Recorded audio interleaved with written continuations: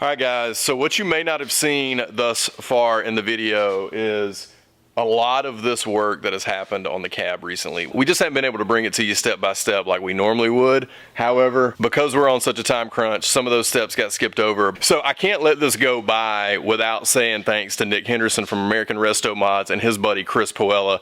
These guys came in last weekend and helped Mike with some of the body work, and then they came back today to really get this finished up, get the flat clear sprayed on. But I'm gonna let Nick tell you a little bit more about what he did, and then we're gonna keep moving on this build.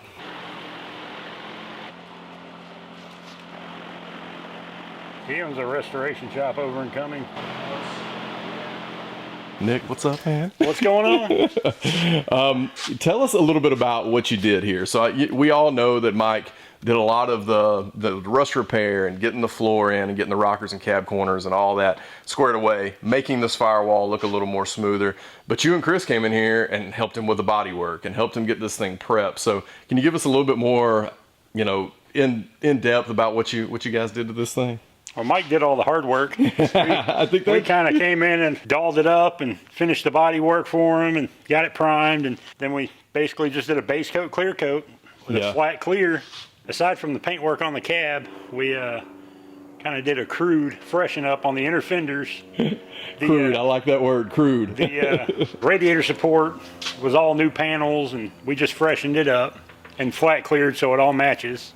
Awesome. Well, let's go show them what it looks like over here. All right. If you don't know, these are the original fenders. So we didn't do anything to the outside of these fenders, but Nick and Chris and I mean, we got in here and scuffed this, and really what we're trying to do is, now that this truck is becoming a lot nicer than I had even originally envisioned, we're trying to clean up the engine bay. So Nick, as he just said, came in, told us what to do here to try to prep these as best as possible, given our circumstances inside the shop.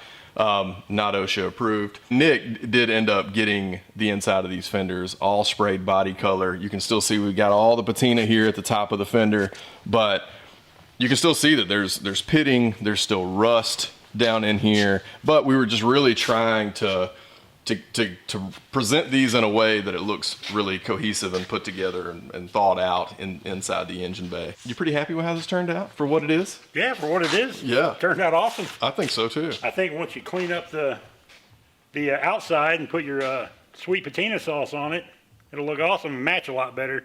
Because the original paint has a lot of chalk to it with age, so it has you put a ton something of on chalk that to freshen it up a little bit, and it'll look a lot closer. Nick also helped us get our inner fenders sort of crudely all one color, flat cleared, radiator support from AMD. So we got the radiator support from AMD as well as the inner fenders.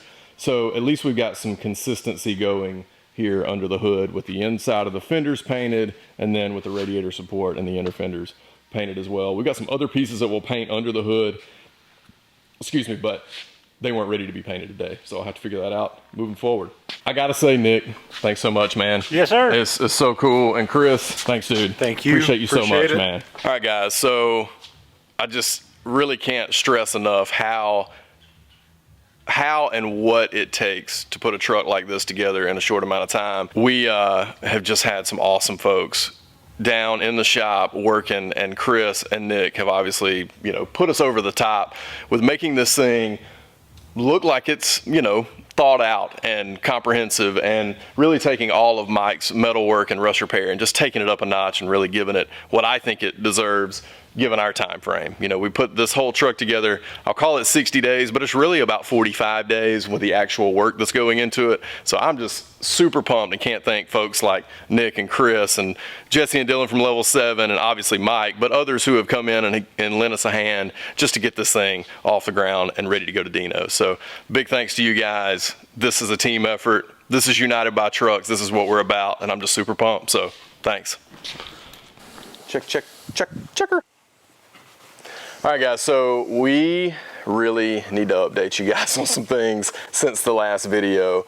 In the last video you saw where we basically got a rolling chassis together, but it doesn't stop there. And I think Mike will tell you that a lot of the work that he's been doing this week to really get this thing dialed in and fine-tuned from a plumbing perspective is really awesome and some tedious work, but I think it has turned out really killer. But before we get Mike to tell you about that, I want to talk a little bit about this EFI setup that we're running from Holley. So this is the Holley Terminator X Max. It's what's going to run our small block and our 4L80. This thing is pretty simple to install, at least up to this point. And I can't say that I sat here and put that on there and hooked up all the sensors. Mike actually did that in here by himself when, you know, everybody else is out running around grabbing parts and working and doing that sort of thing. Basically, it consists of this throttle body here that looks like a 4150 Holley carburetor. It's got fuel line provisions on the passenger side, and basically your fuel line just runs right up to it. You've got all the provisions that you need for your throttle cables, your kickdown cables, and we'll show you once we get into that how exactly we're going to run ours for this 4L80. But it comes with all the connectors and labeled to show you exactly where they go. As a part of the Terminator X Max wiring harness, you've got the harness that goes into the trans.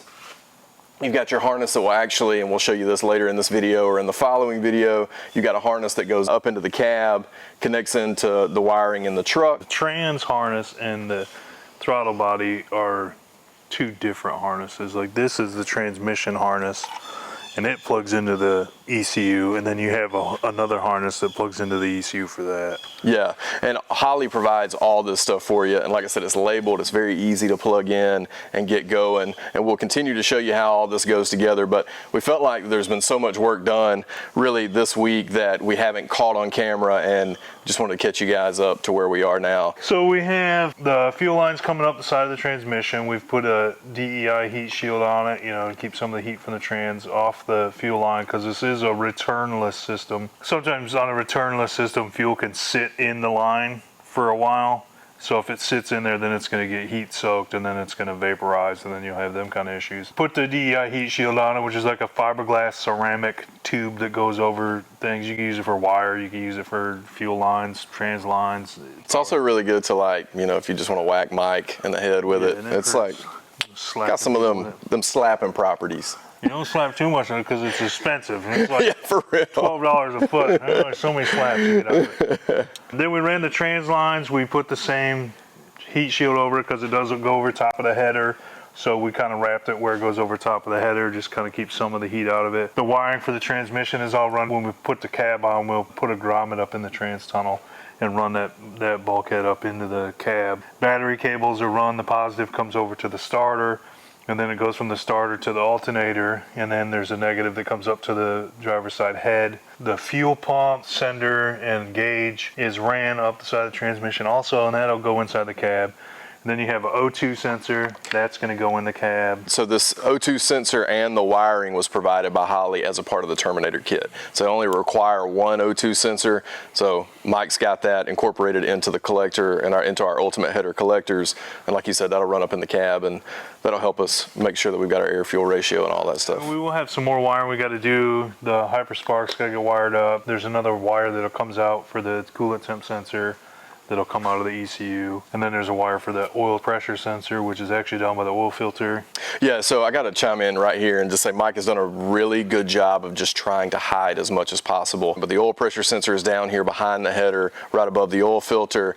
If you can see the wires, we've got some cleanup work to do here, but he's got them tucked all in behind the ultimate headers, and that, I know that was painstaking. He was cussing me all day yesterday. It looks so good. I mean, I give Mike lots of props when we do these builds, but this one in particular, since it's not an LS, has been a lot more of that hiding wiring, that sort of thing, because on an LS and the way we do them, especially if you do a junkyard swap, it just all kind of looks factory with the wiring run, you know, and the harness laid out across it. But Mike has been paying specific attention to lots of the details on this small block to really, you know, take it up a notch and make it look as good as it can, especially with all the EFI harness and stuff that we have around. So yeah, that's really where we are. We've got a rolling chassis. We've got a lot of the Terminator wiring installed. The fuel lines have been run. All the battery cables from level 7's battery relocation kit have been run. The battery's mounted on the side. We're at that point now where we need to set the cab, figure out exactly where we're going to run all these wires up into the cab. So we'll set it, make those marks, pull it back off, do what we need to do to those holes to get them grommeted the way they need to be, and then we'll set the cab back down and start running things up through it. So we're at that point. I mean, we're like 11, 12 days out or something like that. So we got a lot of work to do. You're gonna see this come together really quickly. Yeah, there's probably some steps we're gonna miss, but we'll try to cover as much as we can. And yeah, you're gonna get to see this thing come together really quickly. So you ready to get to work, man? Heck yeah. You've been working. I have. You have. Yeah. It looks killer. It looks so good. Thanks, bro. Hey, this is my tire. You think you can get your tire over there? Dang, is this thing recording, you fools? I hate to see you go down like that in front of this camera right here. Let's go. Come on. Step over that transition. Dang, get him. Whoa, whoa, whoa, whoa! We were hugging. It's okay. Whoa, whoa! All right, let's go. Quit playing Trey. Mess my friggin' mount. Fix your mount. That's your fault. I didn't hit him.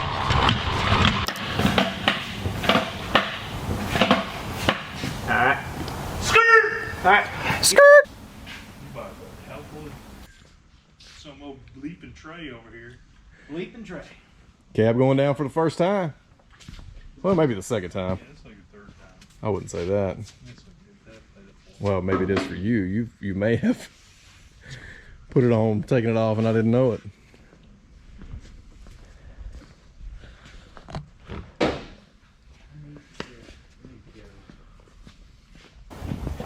Come on. We're hitting. What? I don't know what You're about right there. You're almost there. I mean, you come down just a minute. Oh, watch the gas tank over there. So I got to come this way, about the width of this. Which way? This way. So, I mean, I'm maybe hang on. Half a bolt hole. yes, mine's got to go forward, it looks like. Hold on, Mike, don't move it down. I'm about to stick my We ain't finger. moving it anywhere because it's going to hit the header. Okay. Yeah, we're just looking to mock up where we're gonna have to cut holes for the harness. So you can see cab set down there for the first time with the engine dressed. Tight tolerance there on the firewall with a header. Same here, but still plenty of room. And as long as the header ain't hot, I can get to the trans dipstick. So we got the cab sitting out on level 7's cab mounts. This is the one that didn't line up, Mike. Jesse provides all the hardware for his cab mounts. If you're wondering what we put on the bottom of the floor, it is a 3M rubberized coating. So we're using this little Level 7 Motorsports firewall grommet somewhere in there with it. And Mike even thinks we can get everything through it. Yeah. Sweet. Show them how it splits apart right there. Just give it a little split. Yeah. Yeah, boy. The stuff in there. It's stuff. And if it don't fit in this grommet, we just ain't going to run it. Is that what we're doing? Well, you saw how we had the cab down on the chassis. A little bit of clearancing here, a little bit of clearancing here, just to make sure that the headers were going to give us enough room. So Mike's going to punch this hole in, get that grommet in, and then cab comes back down on the chassis, hopefully for the final time. So, super exciting time. Cab is on, I think, for good. Sure does look good. You can almost exactly see where it was.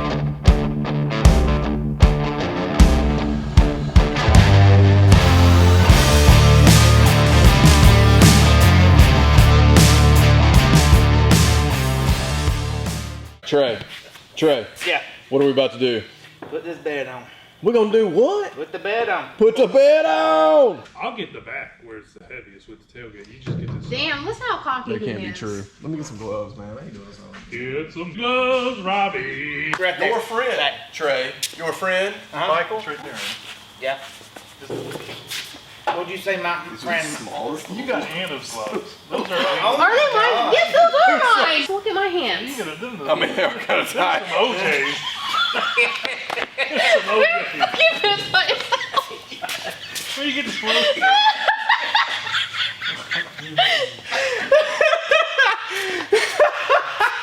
Get them off. I can't. I was trying to hurry and like, you know. I thought you was gonna do some gardening. OJ's. Damn, Michael. I'm serious, like. I'm sorry, people. How did you get them on your hand? No, he come over here. Don't have you. was Look like, at my hands. I'm on there. Like, Those are extra small his gloves. face is turning all red trying to get them on.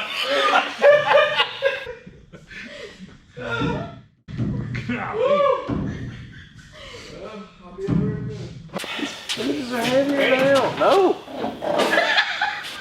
There's a cart in the way. Wait. Hey, who's getting the cart? Which way am I going? Alright, hang on. Don't drop this thing on me. I will taunt you. Mike, this is a dumb idea. Hang on your hook. Come on, walk forward.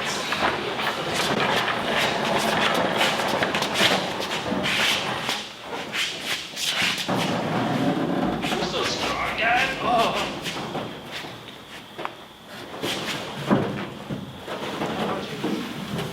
I need to come forward.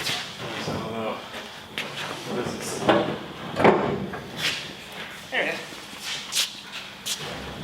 Oh man. A little perfect. Oh, there it goes. Push it forward.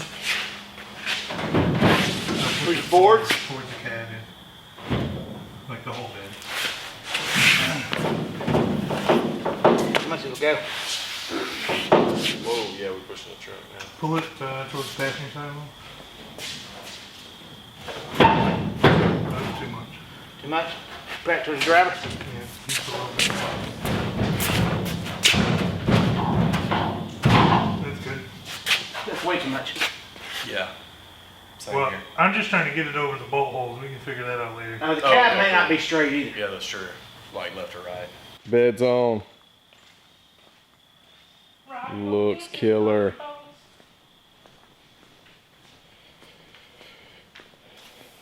We're gonna do some more things. Keep moving. But the bed's on. For sure.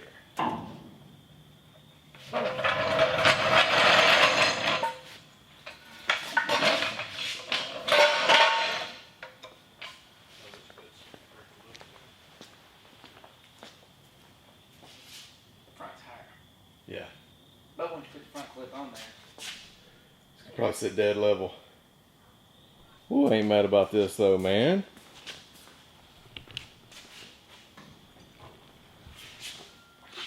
Boy, if this is like that. But dang, how'd yours get so low? Yeah, I'm like, Just a little tweak and you can get spring in there right. man, What it small is. block. It's like a heavy. Get a battery has like in here. What is it? What is it? It's a lithium anti-gravity.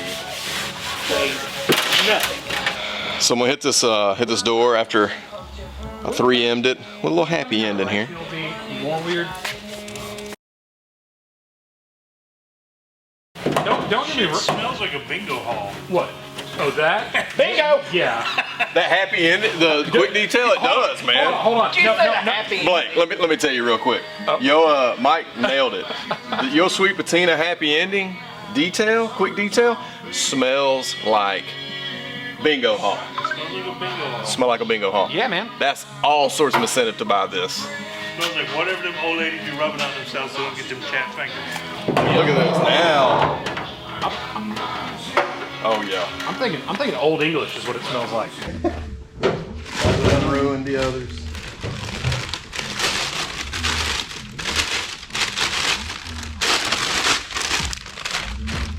New Reggie.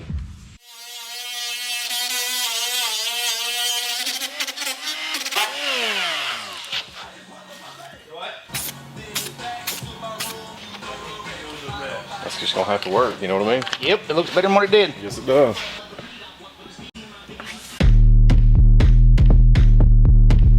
Stop that. Amazing to me about all this is that you can like segment, because like when I look at all that, I see like just constant overwhelming. Yeah, you just gotta stop and do one thing at a time.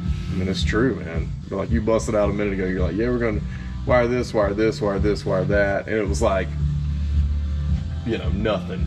You just have to have a plan, like where you want the wires to go, Yeah. what you want them to do, and then you just execute how, like, getting them there. All right, Trey, what you got? Door strikers. From level 7, we got these billet door strikers. We're gonna throw these on. Those are nice. What do you think, Churchill? Those are real nice. I think these are Geronimo's. I think Geronimo makes these. Those are possibly nicer than anything on my truck. You think The so? door strikers. Yeah. Dang. Yeah. Well, Mississippi Mud City got to one up you somehow.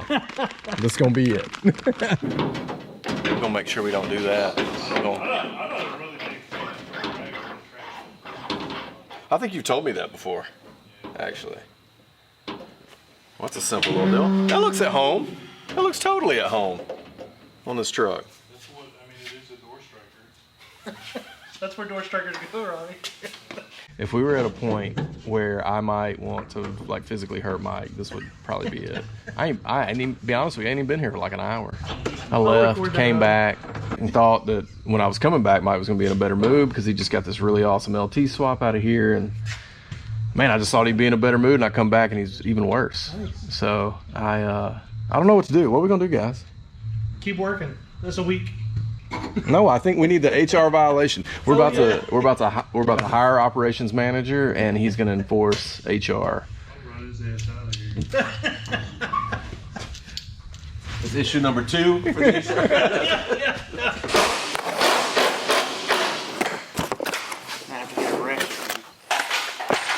All right, guys. So this is not normally a thing I would cover, but it's something that I've had a hard time finding in the past, and it's the fuel neck and the filler hoses, or all the appropriate hoses that go along with the new tank out to the bedside. So as you can tell, got all this from Jegs. I'll post the part numbers down in the video, but we're gonna go ahead and get this installed. This is their little fuel neck setup here that comes off the tank and runs over to the bedside.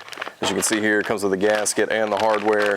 Has the tube here for vent, and we've got fuel filler neck and then vent hoses there. So we're gonna go throw this on real quick and, well, probably not show it to you because it's under the truck and hard to see. What you been working on, man? A lot of wiring, a ton of wiring.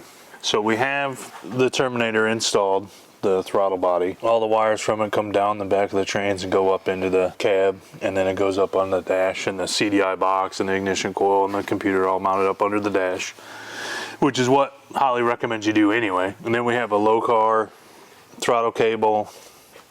It's a pretty simple setup. You kind of got to cut it to fit. We went with a 24-inch cable to start, cut it back from there. We did low car's throttle cable bracket with their return spring kit. All the plug wires are ran. We took a ton of time and made these little brackets that bolt to the block. There's line separators and everything bolted to them brackets, and all the plug wires are tucked up around behind the headers, so we can, you know, showcase the headers a lot more because, you know, they're pretty gnarly. They are super gnarly. And we're running a Hyperspark. The Terminator will control timing of the Hyperspark. There's a pigtail that you need to buy. There'll be a series of questions in the instructions. Are you running a Hyperspark with the Terminator this?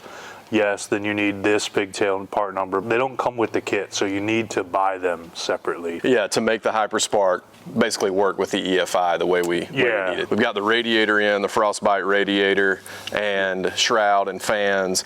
Mike got all that wired up. Some relays are over on the other side of the actual radiator. So we're actually just utilizing the trans cooler that's built into the radiator instead of running an existing trans cooler. So that all looks nice and tidy. 6AN fittings and braided lines. So we've just found that to be the easiest and most adaptable thing when it comes to making all this stuff work together. Basically, Mike is rewiring the whole truck using a painless wiring kit. I wouldn't say that he would say that it was totally painless. This is ready for gauges. It's got all the Holley Terminator stuff here. If you remember, Dylan from Level 7 Motorsports made this little bracket. So this bracket houses the brain for the Dakota Digitals, and then on the back side, which is kind of a little harder to see, the Terminator ECU is there. The Hyperspark module and coil is up in the dash, all tucked away nice and neat. Ended up using the Detroit Speed windshield wiper motor on the firewall. I'll show you that in just a second, but here's the little control for it on the inside. And then you can see it here, on the outside. So this is the Detroit Speed windshield wiper motor, just really compact, really easy to install and use, and hopefully it'll give us, you know, that more modern feel when it comes to windshield wipers. Well, Mike, I couldn't be more proud, man. I really appreciate you, you know, just stepping up and taking the extra time, the extra time when we don't have extra time, to make this look like it does, because it just looks killer.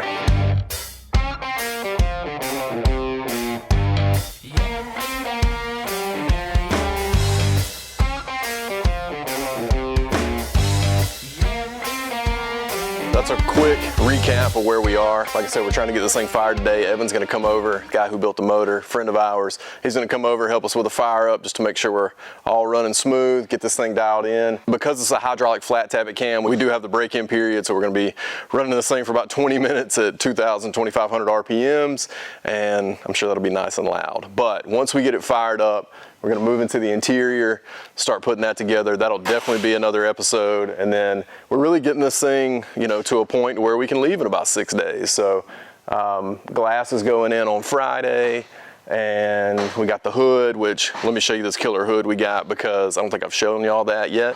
So let me show you this killer hood we've got. I'm gonna show you the seats we got back from Orlando, who did our interior over in Marietta. But let me show you this hood real quick. So the hood on the truck when we bought it was super kinked, super bent, really unrepairable, had already been repaired a number of times. And so I got on the hunt to try to find just a solid surface rust hood that had no bends or breaks in it, and really not a whole lot of rust. This hood here, sorry for all the stuff in the way, has just a little spot right there on the front.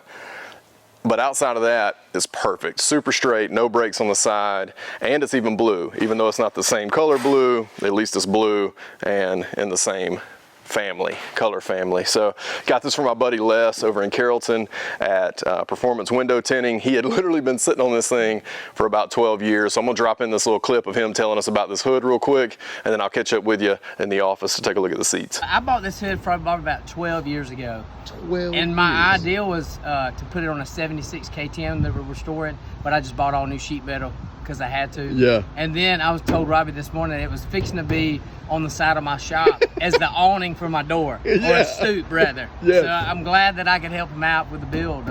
Dude, I'm so thankful. This is like very a very critical piece, obviously, the hood. Thanks, man. Oh, and on the way to the office, here's our fresh patina bumper that we got from Bernie Murphy up in Tennessee as well. Perfect little 7380 patina bumper that we're gonna throw on the truck along with the dealer bumper on the rear. Those are USA 1 bucket seat covers. Like I said, our friend Orlando in Marietta, Georgia, ended up reshaping the factory foam a little, slipping those covers on, cleaned up the frames, and I think they're just gonna work perfectly. They match the interior, obviously. I think that's one thing that USA 1 does really well, is that when you buy all the interior parts for them, they have one color code, so everything matches, and that's what we did on the seats, the dash pad, the carpet, the door pockets, and then they were actually out of the armrests, so I'm gonna paint these using their 75-76 interior dye. So we've got that in a rattle can. So in the interior episode, we'll be cleaning up that console, painting it the 75-76 red, painting those armrests, and getting the interior in. So be on the lookout for that, as well as us firing up this truck. So for now, we're gonna get back to work. Cue the music.